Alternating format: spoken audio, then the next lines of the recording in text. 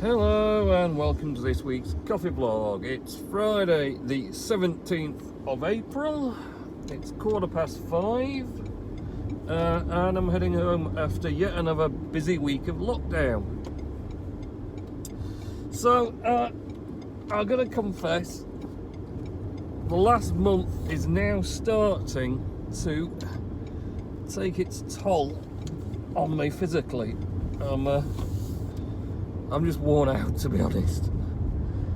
I'm not sure how much more punishment I can take. It's just been so much non-stop, relentless packing, roasting, packing, producing shipping labels, packing, answering inquiries as to why people's stuff is taking longer than they expected.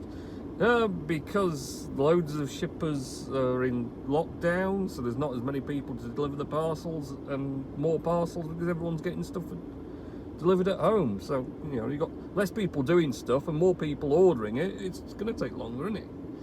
And of course, it doesn't help that it slows me down answering people from sending more stuff out in the first place. So that means more people are waiting for the parcels because I'm spending time prattling about chasing up parcels which are on the way but just taking a long time to get there.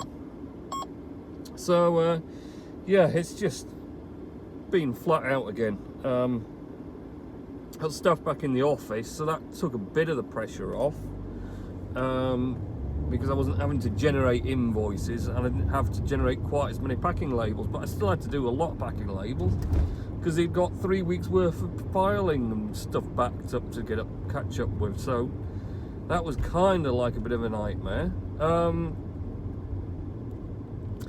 So yeah, it's not exactly been much easier. So hopefully getting someone in next week in the warehouse again, and then I can kind of concentrate on just putting my roaster together. I have ordered today the ducting, got a large percentage of it put together. Now I'm going to connect the sort of the wiring up. I'm a bit stuck because I need to get a 3-phase connection now. I've got a 3-phase hookup which I was going to hopefully connect to, but it turns out Topa, of the many wires that they have ridiculously long on the roaster, the power one to it is pretty tiny in comparison. They obviously intend for you to wire it in right next to the physical location of the roaster and run you obviously your 3-phase cable from there. So I'm trying to get hold of the electricians that have done our wiring in the past. I might have to buy a 3-phase extension just so I can connect it up to my existing one as a stopgap, because with another 3 weeks lockdown, I don't really know if electricians are working, not working, or anything else. So Gasman is, so he's in about a week's time. I think he said he was starting to start the 24th. So that's given me a bit of breathing space from getting other stuff done, because obviously can't really do anything until you've got gas, because otherwise you can't make it hot inside. But you'll want to test it or check the burners and everything, and you'll need the ducting up for that. So I do need to get on with the ducting, and like I say, we'll need the power, but as a stopgap I can get a 3-phase extension and run it from my existing one until we get a proper one done, whatever that can be. So, calling the garage, I need to deposit many parcels, and also I need to make this like a challenge for me. I also need to, oh, he's going to love me, email myself Mr. Nellis's words of wisdom, because I've only just popped through now on my way. Mr. Nellis, you're late with your words, mister. Honestly, right, gonna get on in a minute. Okay, back after a little adventure. Only another 20 parcels dropped off then.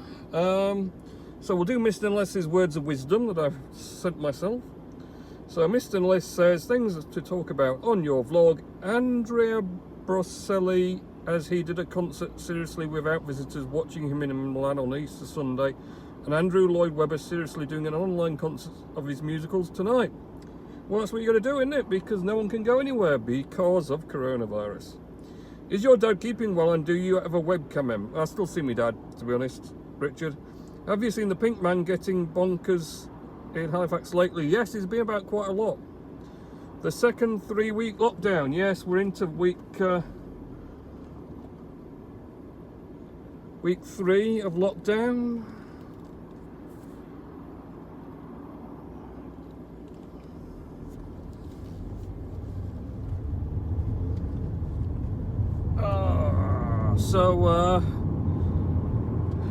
Well, second 3-week of lockdown, sorry. So yes, they've extended it for another 3 weeks now, the current measures as is.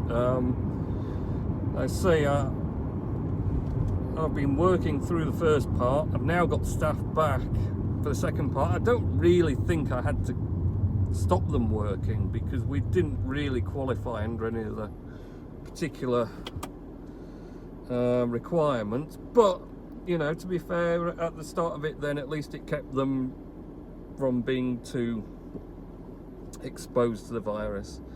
Is it getting any better at the moment? It's supposed to be flattening the curve a bit, isn't it? But I mean, the trouble is, as soon as you relax everything and everyone starts meeting in big groups again, it's just going to spread like wildfire anyway. So I don't know what they're going to do. I mean, they might well extend it another 3 weeks, but in that 3 weeks, what are you going to do? You're going to go back to normality? You're going to just open some things, or I don't know. And that, you know, it's all prolonging the fact that a lot of places like cafes and coffee shops and restaurants, hotels, you know, their income is dead. They've got no money coming in. You know, they might be getting this bit of government handout as far as paying staff wages or even their own wages, but it's nothing really. It's a drop in an ocean of all the costs of running a business, the rents. There's still going to be electric bills because there's still going to be stuff running. It's whatever they had in stock, still in stock. Is it going out a day? Are they going to have to bin it? Are they losing out on that as well? The mind boggles really about what a lot of people will do because it's a bit of a nightmare. And meanwhile, I've just been bemoaning the fact that I've been working too hard, which seems a bit of a harsh reality, but there you go. I mean, it's just the way it felt for me that we've sold a lot into the domestic market because everyone at home was wanting to drink coffee. So we've still been selling. I mean, we've not been selling as much as we could do. Although I have sent a pallet of 300 kilos of instant coffee out today, which is quite a substantial value order. So stuff has been moving out. Like I say, we've been super busy. So it's kind of tapered off a bit this week. I'm wondering how it'll go next week. Speed limit 30 miles but now I'm caught up and I have people to actually do the work. I'll perhaps be looking a bit at more sort of marketing and trying to promote the fact that we are still open and running and you can buy stuff, and see if I can generate a bit more business that way, extend it a bit. And of course I've got my roaster to work on, so that's going to be most of next week's project, is getting this ducting sorted in so it's ready for the gas man. So we'll see how that goes. So yeah, other than that, Hive blockchain's playing along. Steam blockchain shut down my witness on the Steam blockchain because they stopped the version of software I was running from producing blocks.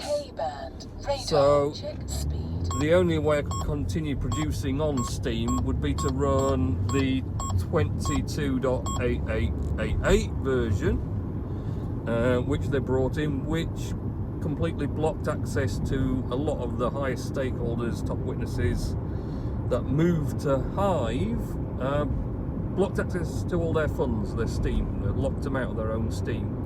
which they justified because they didn't get any hive when they set up hive. But yeah, it's not quite the same. Not getting a bit of something new isn't the same as stopping someone having what they already had before and had bought and purchased and owned. Oh, fish and chip shop here has opened a little hatch so they can like serve out the hatch. But as you can see, it's a bit hectic full.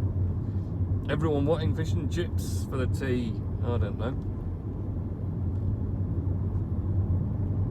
So yeah, Steam blockchain just replaying the backup witness as the backup witness now on Hive, and that'll be just as it was. So I've got the primary and then the backup running on Hive. Not had a huge amount of time to post, to be honest. I keep thinking I want to, but I'm wiped. Literally, on a night, I'm wiped. I get home, do a few bits, hang out, and then that's it, I'm ready to crash. And I'll maybe watch a movie. I watched a few movies here and there. Richard, I can't remember the names of the movies, I'm afraid, but I have watched some.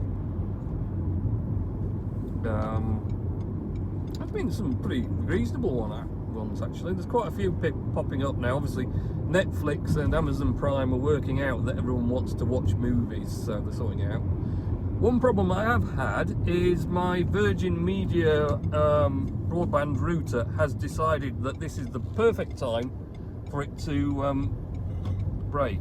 Well, it's still kind of working, but it's the most shonky working possible.